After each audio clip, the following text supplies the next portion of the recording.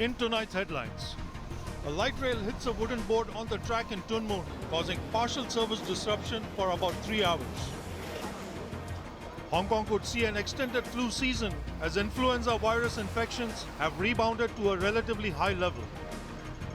And the cash-strapped West Kowloon Cultural District may have to restrict the days on which they open unless the government responds to its financial proposals.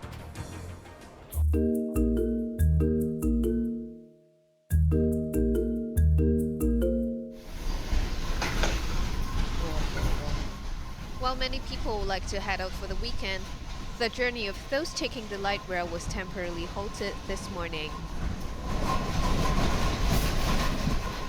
A two-car train heading to its Tuen Mun depot derailed at around 9:25 a.m. when it reached Chung Ok Chun station, causing the train to slightly wobble. While some MTR technicians headed to the spot to inspect the damage shortly after the incident, other staff carried out resurfacing work for a pedestrian crossing that was shattered after the derailment. Both carts were moved back into position at around 12:30 p.m. and returned to the depot afterwards. All services have resumed back to normal before 1 p.m. No one was injured, as the train that was returning to the Tuen Mun depot was not carrying any passengers.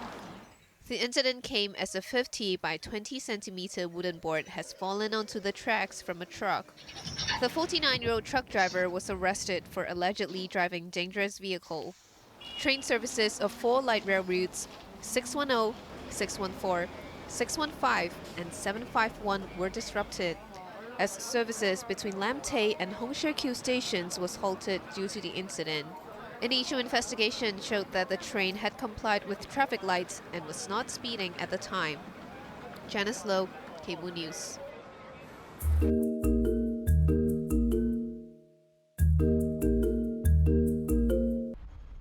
The public could expect a double peak in the flu season this year.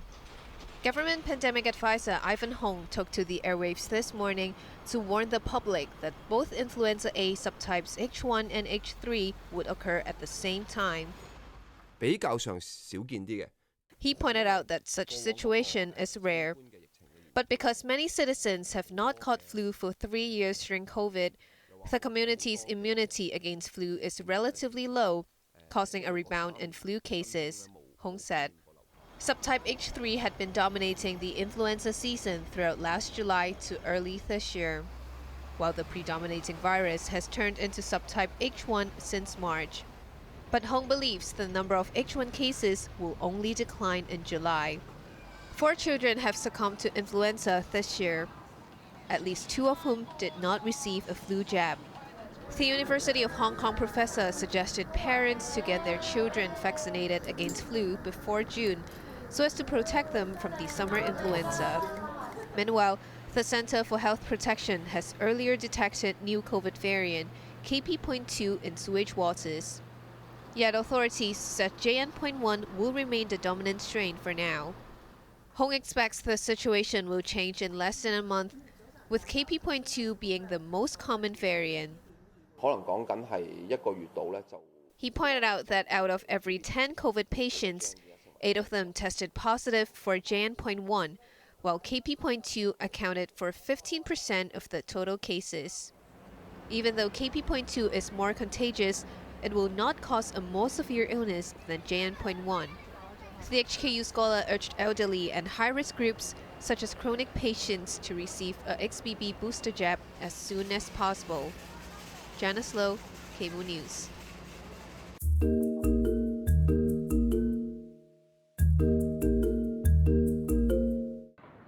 The loss-making West Kowloon Cultural District could see more frequent closures to save costs unless the government approves the art hub's financial proposal. Speaking to iCable News, Henry Tang, who chairs the Cultural District Authorities Board, said the facility will run out of money by the middle of next year. And if the administration does not respond to their proposed plans, then the board might have to take some tough decisions, which could include shutting down the Hong Kong Palace Museum and the M Plus Museum for 2 days of the week. The Shichu Center, which hosts Chinese opera, may also open on fewer days, he said. Using public finances to keep the cash trap facility going was not an option, Tang added. Selling part of the district's 40-hectare land could help, the former chief secretary said. He also said that shutting down on certain days would be against the national policy of making Hong Kong a hub for cultural exchanges.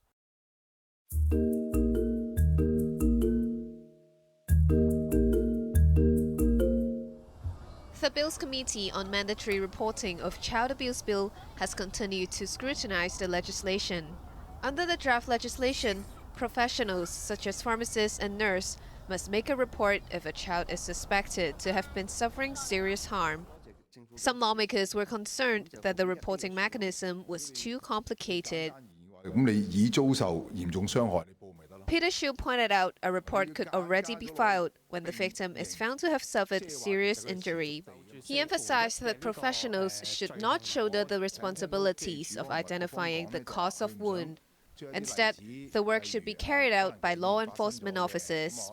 Lam So-wai questioned the meaning of making a report as soon as practicable after the material time.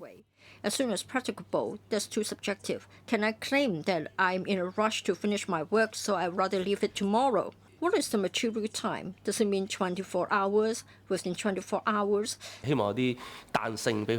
Undersecretary for Labour and Welfare Ho Kai-ming emphasized that the authorities aim to tackle the cases as soon as possible. But as the nature and complexity differ between each case, the Bureau does not aim to standardize the time limit. Janice Low, Cable News.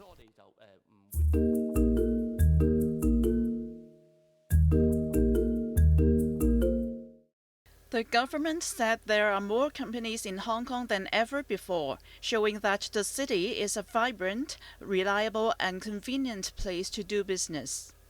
The Financial Services and the Treasury Bureau said in a social media post that, as of April, there are more than 1.43 million local companies and about 15,000 non-local firms in Hong Kong. Both are record high figures for the city. The Bureau said the number of new companies keeps growing, net increased by about 4,600 last month. Meanwhile, the number of bankruptcy and winding up petitions fell in April. The authorities received 742 bankruptcy and 66 winding up petitions last month. The figures were slightly lower than those in March, but still at least 30% up from a year ago.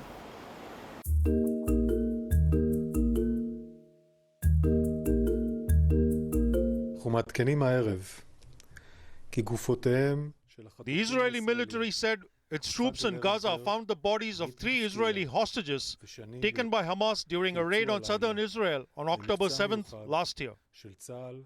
56-year-old Itzhak Galarenter, German-Israeli Shani Luke, who was 22, and 28-year-old Amit Buskila were among the more than 1,200 people who were killed by Hamas on that day. All 3 bodies were recovered from an undisclosed location in the Gaza Strip. The victims were killed near the site of a music festival in southern Israel, and Hamas fighters took their bodies back to Gaza. More than 100 people are still held hostage by Hamas somewhere in the Gaza Strip. Israeli Prime Minister Benjamin Netanyahu called the news heartbreaking. "We will return all of our hostages, the living and the deceased alike," he said. As Israel continues its offensive through Gaza in search of hostages and engaging Hamas fighters, most of the besieged enclave has been turned to rubble. Israel says the operation is necessary after the escalation of rocket attacks by Hamas on Israeli forces.